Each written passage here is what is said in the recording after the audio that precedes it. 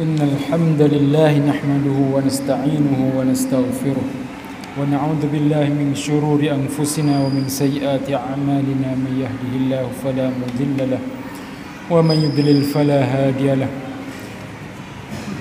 أشهد أن لا إله إلا الله وحده لا شريك له وأشهد أن محمدا عبده ورسوله اللهم صل وسلم وبارك على سيدنا محمد وعلى آله وأصحابه أجمعين فيا عباد الله اتقوا الله حق تقاته ولا تموتن إلا وأنتم مسلمون قال الله سبحانه وتعالى أعوذ بالله من الشيطان الرجيم بسم الله الرحمن الرحيم اقرأ باسم ربك الذي خلق الإنسان من علق اقرأ وربك الأكرم الذي علم بالقلم علم الإنسان ما لم يعلم. Sidang Jumaat yang berbahagia sekalian, banyak-banyaklah kita bertakwa kepada Allah Subhanahu wa taala dengan sebenar-benar takwa, dan banyaklah kita bermuhasabah diri kita dengan Allah Subhanahu wa taala supaya kita selalu berada di dalam lingkungan garisan Allah Subhanahu wa taala, berada di dalam suruhan Allah Subhanahu wa taala sebagaimana yang ditunjuk ajar oleh Nabi sallallahu alaihi wasallam, dan kita selalu jauh daripada segala apa yang dilarangi oleh agama kita yang maha suci. Sidang Jumaat yang berbahagia sekalian, sebagai ayat yang pertama yang diturunkan di dalam Al-Quran, yang diturunkan kepada Nabi kita sallallahu alaihi wasallam, yang mana kita semua telah maklum bahawa ayat yang pertama yang diturunkan adalah Suratul Alaq, 5 ayat daripada Suratul Alaq, yang mana ketika tu Nabi sallallahu alaihi wasallam beribadat di dalam Gua Hira. Kita semua tahu alhamdulillah, Nabi kita sallallahu alaihi wasallam adalah seorang nabi yang ummi, yang tak pandai baca dan tak pandai menulis. Kemudian Nabi berada dalam Gua Hira. Datanglah satu malaikat dengan rupa manusia, boleh kita kata seorang malaikat dengan sebab dalam rupa manusia. Mari suruh Nabi kita sallallahu alaihi wasallam baca Iqra 2-3 kali. Suruh malaikat sebagai perintah Allah Subhanahu wa taala kepada Nabi kita sallallahu alaihi wasallam, Iqra. Nabi kita sallallahu alaihi wasallam menjawab, ma ana biqari. Iqra ma ana biqari. Iqra ma ana biqari. Disuruh baca sedangkan Nabi sallallahu alaihi wasallam tak pandai baca. Nabi menjawab, aku tak pandai baca. Ma ana biqari. Bergementar Nabi sallallahu alaihi wasallam, takut apa nak berlaku kepada diri dia dengan suruh baca tadi. Akhir sekali diajar kepada dia sallallahu alaihi wasallam dengan 5 ayat daripada surah Iqra, dan Nabi tu ingat. Itu menunjukkan kepada kita bahawa betapa pentingnya belajar dalam agama kita. Ayat yang pertama diturunkan tidaklah disuruh semaya, tak ada suruh puasa, tak ada suruh buat haji, tak ada suruh berjihad, tak ada suruh buat apa lain lagi, bahkan suruh baca. Ibu bapa dan kaum muslimin sidang Jumaat sekalian, kalau gitu kita selaku umat dia, sama ada yang umur sudah banyak atau sebagai kanak-kanak yang kecil yang masih lagi dalam rumah, dalam tempoh masa belajar yang perlu ambil berat, kita bersungguhlah dalam belajar. Sama ada kita tua dah pun, kita belajarlah sungguh-sungguh.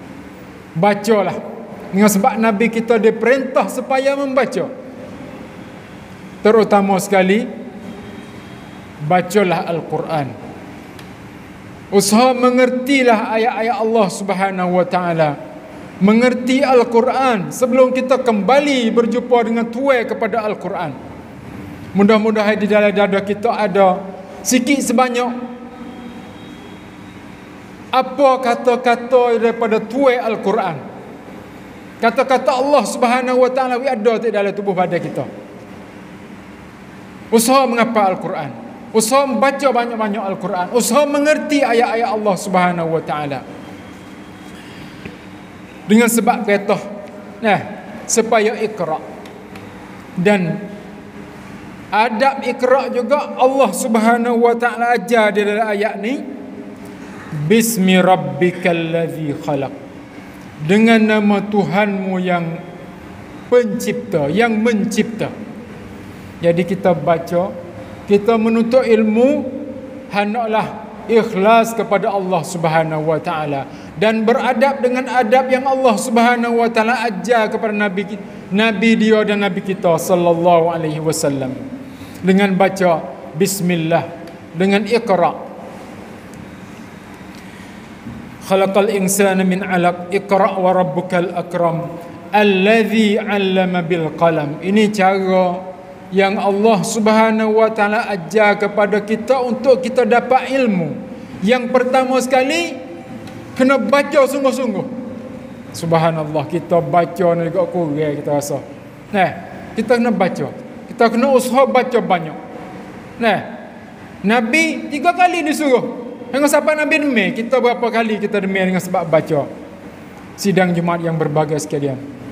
Berapa kali kita sakit kepala dengan buku baca. Berapa kali kita pening dengan kita belajar ilmu. Allahu Akbar, jauhnya kita dengan Nabi kita sallallahu alaihi wasallam.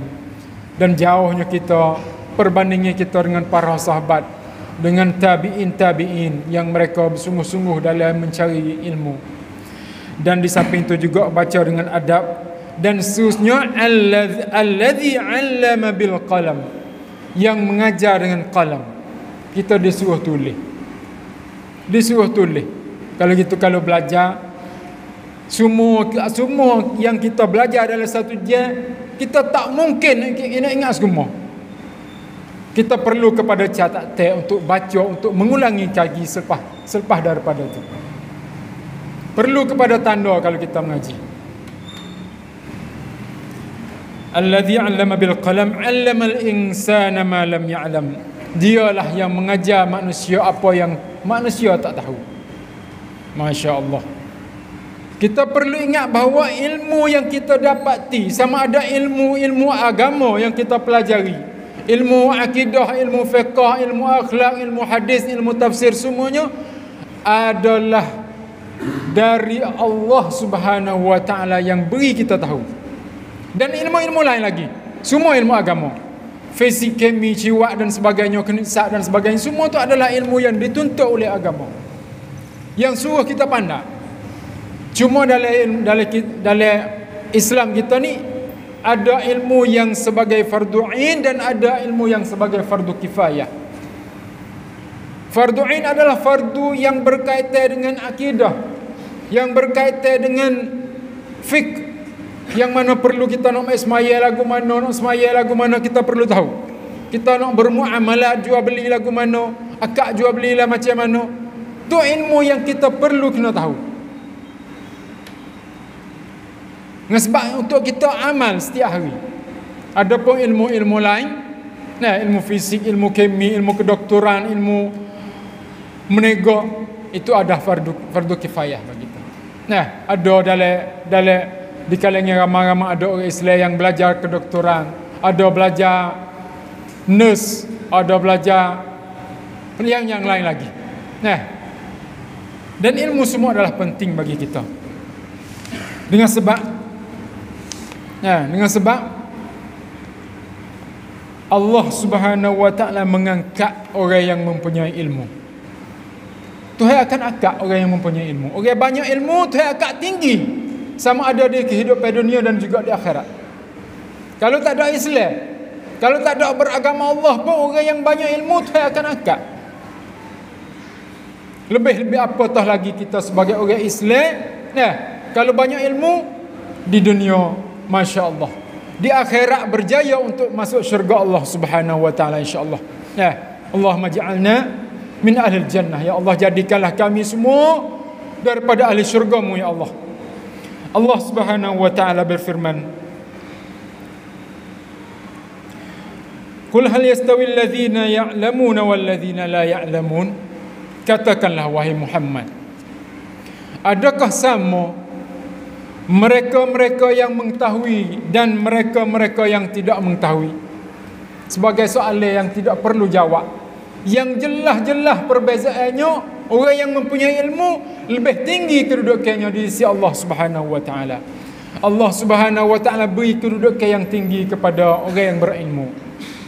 Dalam surah Fatir, Allah Subhanahu wa ta'ala mencerita, innama yakhshallaha min ibadihi al-ulama'u. Sesungguhnya orang yang paling takut akan Allah Subhanahu wa ta'ala ialah daripada hamba dia yang ulama, yang berilmu. Jadi Allah Subhanahu wa ta'ala mensifatkan orang yang paling takut kepada dia adalah orang yang berilmu. Kalau gitu, kita selaku umat Muhammad sallallahu alaihi wasallam, kita selaku umat yang mengucap asyhadu an la ilaha illallah wa asyhadu anna Muhammadar Rasulullah, banyak-banyaklah kita cari ilmu, lebih-lebih lagi ilmu agama kita, untuk kita beramal ibadat, untuk kita pergi berjumpa dengan Allah Subhanahu wa ta'ala yang kita sendiri tak tahu kata bila masanya. Boleh jadi setelah lagi, boleh jadi esok. Dan bersungguhlah kita dalam mencari ilmu. Allah Subhanahu wa ta'ala berfirman juga, A'udzubillahi minasyaitonir rajim, yarfa'illahu alladhina amanu minkum walladhina utul ilma darajat. Surah Al-Mujadalah ayat yang sebelah. Al-Mujadalah atau Al-Mujadilah, boleh kedua. Allah Subhanahu wa ta'ala ayat kata, yarfa'illahu alladhina amanu. Allah akan mengangkat orang-orang yang beriman. Orang yang beriman, Tuhan akan angkat peringkatnya di sisi dia. Allahu Akbar. Manusia semua cari kebahagiaan, cari kekayaan, cari pangkat, cari kedudukan yang tinggi di kalangan manusia. Pakak berebu-rebu, pakak bayar berpuluh-puluh ribu, beratus-ratus ribu, macam-macam untuk dapat pangkat di sisi manusia, Masya Allah. Dan pangkat yang Allah janjikan kepada kita, wahai orang-orang muslimin, wahai sidang Jumaat yang berbahagia sekalian, Tuhan janji pangkat kepada kita dengan kita beriman dan juga dengan kita mempunyai ilmu. Yarfa'illahu alladhina amanu minkum walladhina utul ilma darajat. Dan orang-orang yang diberi ilmu darajat, di beberapa darjat. Sidang Jumaat yang berbahagia sekalian, banyak-banyaklah kita usaha mencari ilmu, banyak-banyaklah kita beramal untuk dapat kedudukan di sisi Allah Subhanahu wa ta'ala, dan banyak-banyaklah kita benar-benarlah kita bertakwa kepada Allah Subhanahu wa ta'ala. Dengan sebab bagi orang yang takwa sajalah Allah Subhanahu wa ta'ala menyediakan syurganya yang arduhas samawati wal ard, yang luahnya langit dan bumi.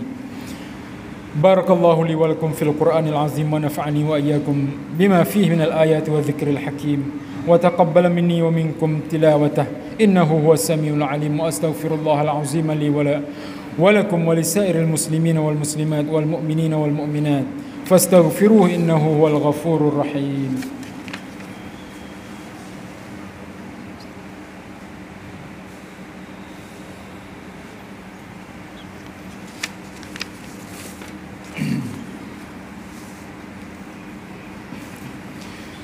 الحمد لله الذي جعلنا من المسلمين ورزقنا من الطيبات أشهد أن لا إله إلا الله وحده لا شريك له وأشهد أن محمدا عبده ورسوله اللهم صل وسلم وبارك على نبينا محمد وعلى آله وأصحابه ومن تبعهم بإحسان إلى يوم الدين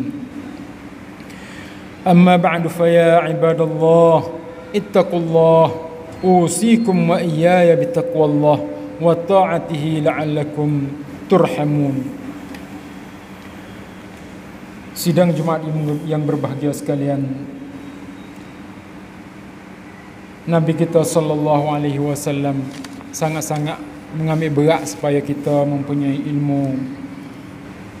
Sebagaimana Nabi sallallahu alaihi wasallam dia bersabda,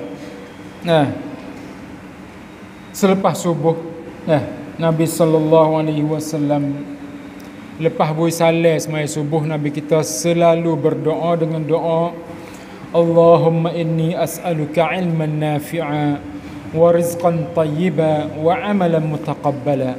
Hadis riwayat Ibnu Majah dan sahahu mengaku sahih oleh Al-Albani. Maknanya Nabi kita sallallahu alaihi wasallam selalu berdoa selepas sembahyang subuh dengan doa ni, Allahumma inni as'aluka ilman nafi'a, ya Allah, aku minta daripada kamu akan ilmu yang manfaat. Nabi sallallahu alaihi wasallam yang mana dia selalu terima wahyu daripada Allah Subhanahu wa taala, masih lagi dia minta daripada Allah Subhanahu wa taala.